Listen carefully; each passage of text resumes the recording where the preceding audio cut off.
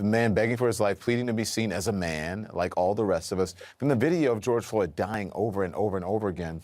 What is this trial saying about us as a country, especially when it comes to how we all see race? No, it takes us to the most fundamental question that has always sat at the center of not just America, but the 400 years that you and my ancestors have been here, which is, do we have the will to stay in contact with the rich humanity of Black people, to stay in contact with the beauty of Black people, the intelligence of Black people, the tenderness of Black people, the soulfulness of Black people? When you talk about Brother George Perry Floyd Jr., you're talking about a human being. You're talking about a precious son of George Perry Sr. and precious Larcenia Jones Floyd. You're talking about what it means actually to open yourself to get beyond the stereotypes and acknowledge that for the first nearly 100 years, America failed on that question. You didn't stay in contact with the humanity of Black people. You enslaved us. You exploited us. You tortured us. You tried to barbarize us, and we responded with making your democracy better, with more love, more freedom, and more wounded healing. Then we came back for another 100 years of neo-slavery. We failed on that again. Looked like under Martin and Fannie Lou Hamer and others, we were making a breakthrough. Looked like under Brother Barack Obama, we're making some progress. Here comes the backlash again. So here we are in 2020 saying very much how you started this show, my brother. Do we have what it takes to really acknowledge the rich humanity of Black folk, to treat us fairly, to treat us like human beings? Because if not, you're going to lose your democracy. You're going under. You're going fascist. If it wasn't for Black voters, especially Black women voters, you would have gone fascist under the gangster named Trump. And keep in mind, though, and this is the good news now, because this is Easter week. You know, it was tomorrow they put my sweet Jesus on the cross. Roman Empire put him on the cross for going into that temple and running out those money changers. And that temple was a huge place, hundreds of troops. But what we heard from our vanilla sister, Courtney, was what? I stayed in contact with the rich humanity of Brother George. I knew he was a tender man. I knew he was a soulful man. I knew he was a kind man. I knew he was a human being, faults and foibles, like all of us, no matter what color or gender or sexual orientation. But thank God we've got some acknowledgement of it. Will the police be able to do it? Okay. Because I'm telling you, brother, if the police can't do it, then, you know, we're going to do it ourselves. Okay. I can tell you this, too. Now, let me just add this one thing, though, brother. Yes, sir. Go ahead. I thought about Brother George, and I thought about my brother, and I thought about my father, and I thought about my grandfather.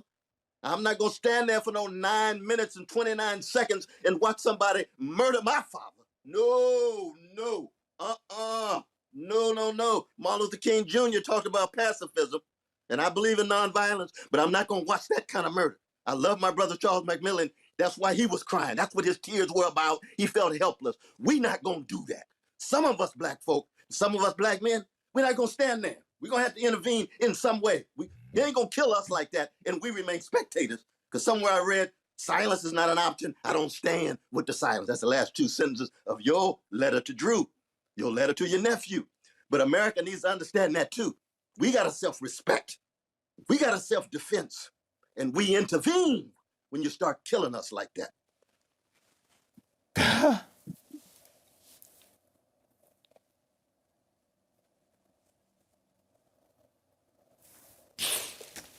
I'm sorry.